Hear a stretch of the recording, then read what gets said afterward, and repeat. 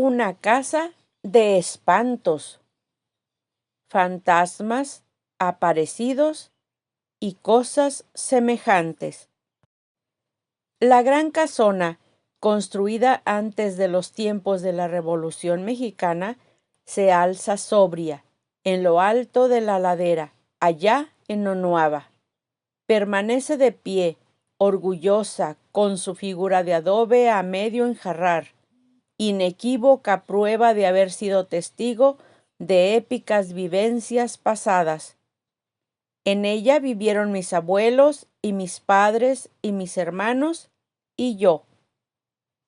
En 1932 había sido adquirida por mi abuelo, cuando mi madre era niña.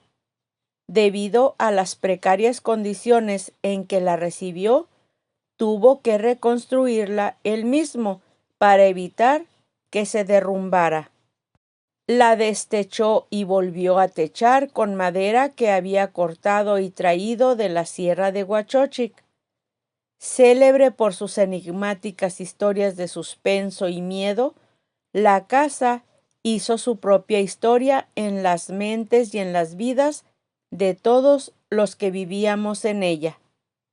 Se decía que estaba habitada por fantasmagóricas criaturas que deambulaban de día y de noche por todos los cuartos, patios y corrales.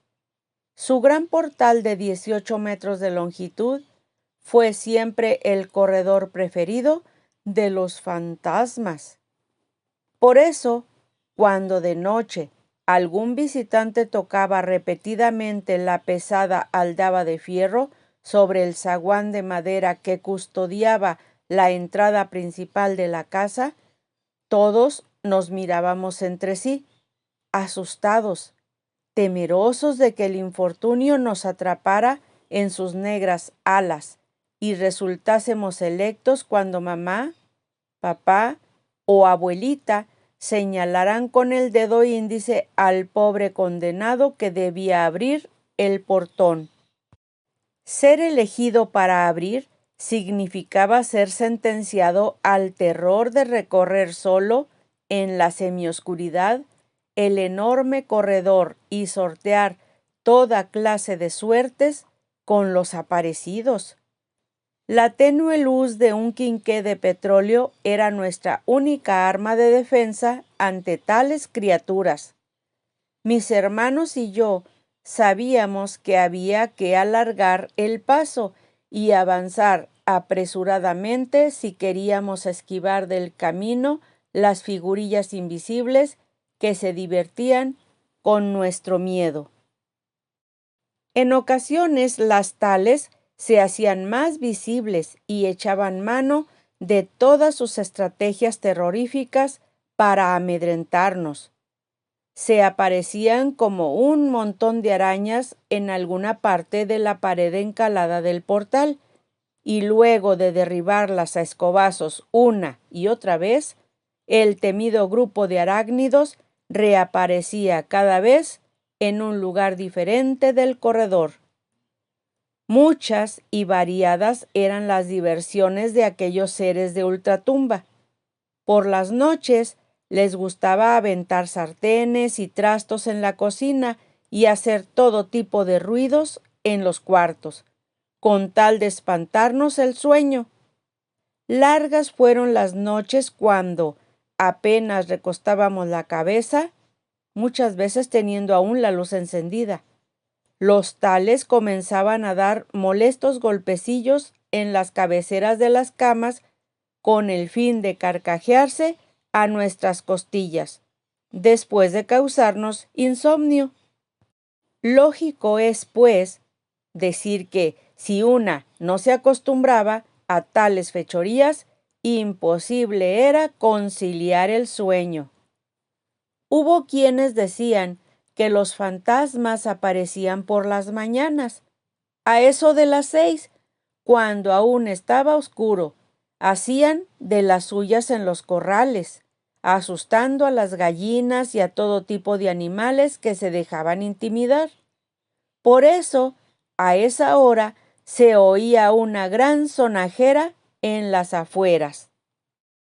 Otras veces, las siniestras sombras se jactaban de aparecerse en raras visiones que se proyectaban en la pared de la pequeña recámara, donde, según se decía, mi abuelo había enterrado una olla llena de monedas en tiempos de la Revolución. Eran imágenes que aparecían a manera de película, con movimiento y audio, donde se mostraban nuestros episodios vividos antes y acciones familiares importantes del día que terminaba, como el momento de cenar. Nunca supimos si realmente existieron las tales monedas. Buena falta nos hizo hallarlas en aquellos días en que el hambre azotó in misericordia a nuestra puerta. Estoy segura de que mi mamá habría estado complacida de poder darnos de comer algo más que frijoles apolillados. Los pasos a deshoras de la noche eran un elemento muy recurrido por los espíritus. No hubo quien viviese en esa casa que no fuese testigo de tan célebres episodios. Cuando el temido caminar de las ánimas comenzaban en mitad de la noche, solíamos arroparnos en las cobijas y taparnos los oídos para no escuchar el deambular de pisadas de un lado al otro. Tampoco era inusual la corona de hojas verdes con pequeñas bolitas color rojo, semejantes a los adornos navideños que se usan en las ciudades, que cada mañana aparecía en forma de arco, tendida sobre la pared de un extremo al otro. Sé muy bien que toda ella estaba hecha de plástico. Lo sé porque cada día, como si fuese un ritual, me acercaba a tocarla antes de que ésta desapareciera cuando la luz de la aurora llegaba e iluminaba la habitación. Nunca supimos el porqué de tan singulares sucesos en nuestra casa. Lo cierto es que llegamos a acostumbrarnos a ellos. El movimiento inexplicable de las camas que se mecían sin razón aparente, sin que nadie las impulsara, llegó a ser para nosotros tan solo una forma más de conciliar el sueño. Supongo que las pobres criaturas que vagaban allí un buen día se cansaron de asustar sin resultado y finalmente desistieron de sus travesuras, abandonando la casona, porque después de que nos mudamos a la ciudad y mi abuela vendió la propiedad, los nuevos moradores de la vivienda refieren que nunca han visto ni oído cosas semejantes. Nadie sabe. Tal vez todo ocurrió como algunos parroquianos cuentan, que el vendedor de la casa, antes de ofertarla y sin que mi abuela supiera, trajo pesadas máquinas con las que mandó escarbar por toda la habitación, hasta dar con el anhelado tesoro. Bah, solo era una ollita con unas cuantas moneditas. Cuentan que le oyeron decir: